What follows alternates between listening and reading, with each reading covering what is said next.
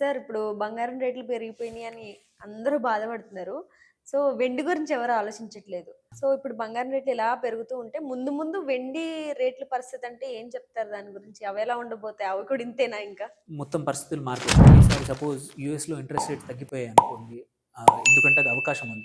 Trump already వాళ్ళ federal reserve ఎవరైతే ఉన్నారో ఆయన మీద మొన్న మీరు కంపల్సరీ నువ్వు ఇంట్రెస్ట్ రేట్స్ తగ్గించాల్సిందే అని ప్రెషర్ పెడతా ఉన్నాడనమాట. నిజంగానే జరిగిందనుకోండి.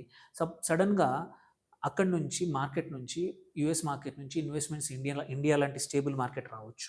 అలాంటప్పుడు మన ఈక్విటీ మార్కెట్ ఇవాళ మనం చూస్తున్నాము 24,000 ఆల్రెడీ దాటింది ఇవాళ మళ్ళీ. మన హ్మ్.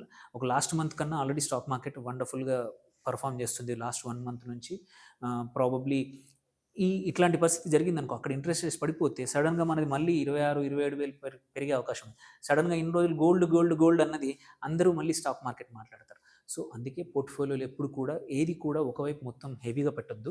డైవర్సిఫై చేసుకోవడం అనేది వెరీ ఇంపార్టెంట్.